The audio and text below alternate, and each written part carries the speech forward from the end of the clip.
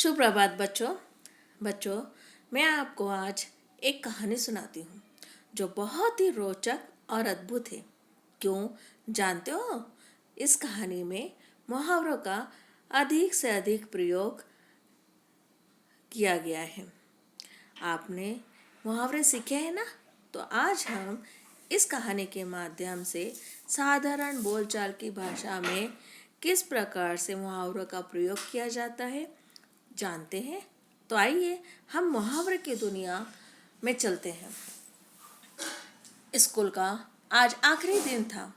गर्मियों की छुट्टियां शुरू होने वाली थी। अक्षत 7वीं कक्षा का छात्र था। आज उसके मित्र अहमद को सर्वोत्तम लेख के लिए प्रथम पुरस्कार मिला।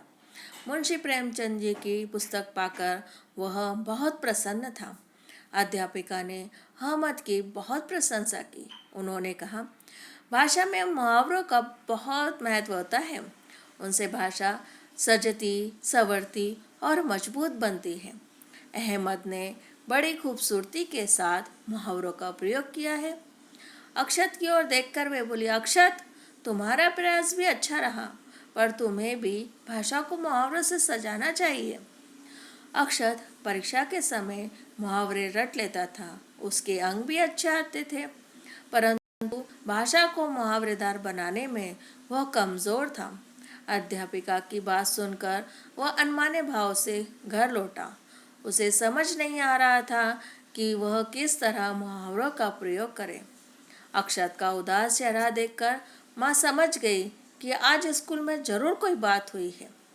माँ ने जल्दी जल्दी फलों का रस निकालकर अक्षत के लिए एक गिलास बनाकर रखा और उसके पास बैठ गई। अक्षत हाथ मुंह धोकर कपड़े बदल कर बैठा। माँ ने उससे पूछा, क्या बात है अक्षत? माँ की सहानुभूति पाकर अक्षत ने अपनी परेशानी माँ को बता दी कि उसे अपनी भाषा में मुहावरों का सही प्रयोग करते नहीं बनता। अक्षत की समस्या जानकर माँ मुस्कुरा उठी और बोली, अरे, मुहावरे, कहावतें, लोकोक्तियाँ, अलंकार आदि भाषा के सौंदर्य प्रसाधन है।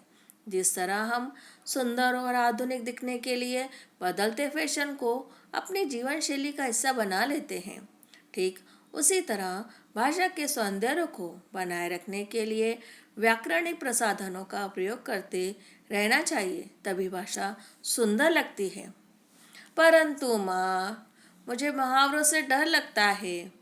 अक्षत की माँ की बातों से सब कुछ संतुष्ट नहीं हुआ। माँ ने उससे किसी तरह बहला फुसलाकर उसकी बड़ी बहन के साथ खेलने भेज दिया और मन ही मन विचार कर लिया कि अक्षत को आज मुहावरों की दुनिया से अवश्य परिचित कराएगी, जिससे उसे मुहावरों से डर न लगे।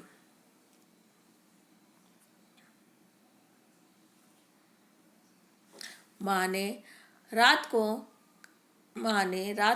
का खाना आज मेज पर जल्दी ही लगा दिया। सबको पुकारते हुए वे बोली, सब आ जाओ, खाना ठंडा हो जाने से मजा किरकिरा हो जाएगा।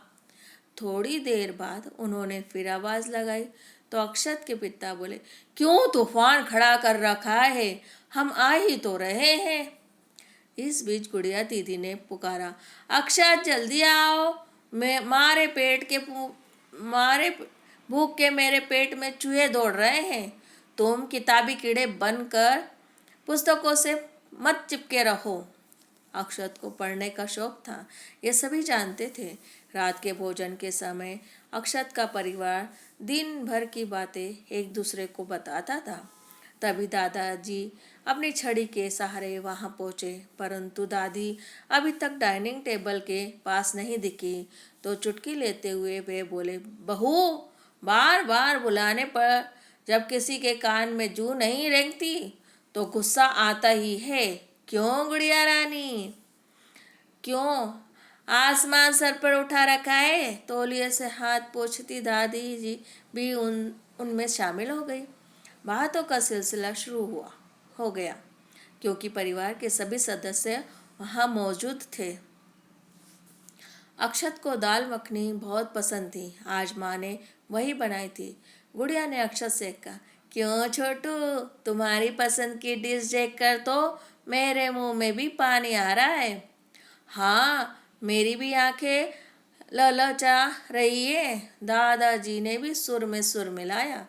दादी भी कम ना थी। दादाजी की ओर इशारा करके बोली, क्यों जी, तुम्हारी आंखें भी ही नहीं, जीभ भी ललचाती रहती है। दादा दादी के प्रयास में सबने ठहाके लगाए। तभी अक्षत ने बताया कि उसका मित्र सोहन संगीत सीखने जाता है और कराटे के लिए भी जाना शुरू करेगा। उसकी बात सुनकर दादाजी तुरंत बोले, बेटा, भेड़ चाल कभी नहीं चलनी चाहिए। तुम्हें जिसमें रुचि हो वही करो। माँ ने कहा, अक्षत, तुम्हारा दोस्त अभिषेक कई दिनों से दिखाई नहीं दिया। क्यों, वे भी किताबों में घुसा रहता है? अक्षत के बोलने से पहले गुड़िया दीदी बोल उठी, अब हमारा अक्षत भी ईद का चांद हो जाएगा, नजर ही नहीं आएगा। अक्षत संकोची स्वभाव का था, इसीलिए शब्द उसके होठों पर आकर मौन हो गए। गुड़िया ने कहा, अरे, एक बात तो मैं भूल ही गई। आज कॉलेज के लौटते समय राधा और श्याम में किसी बात को लेकर अनबन हो गई। शायद राधा से श्याम की पुस्तक से कुछ पृष्ठ फट गए। इस बात पर श्यामा ने मुंह फुला लिया और वहाँ दूसरी लड़कियाँ उनकी बहस में आग में घी डालने की कोशिश कर रही थी। माँ ने पूछा, पर राधा और श्याम तो सगी बहनें हैं ना? सगी नहीं माँ, श्यामा उसकी सौतेली बहन है। श्यामा घर के सारे काम भी करती है, यहाँ तक कि बाजार के भी कोहलू के बेल की तरह उसकी जिंदगी है। गुड़िया ने थोड़ा गंभीर स्वर में कहा, कुछ लोग छोटी सी बात को भी राई का पहाड़ बना देते हैं, जैसे कल मेरे साथ हुआ।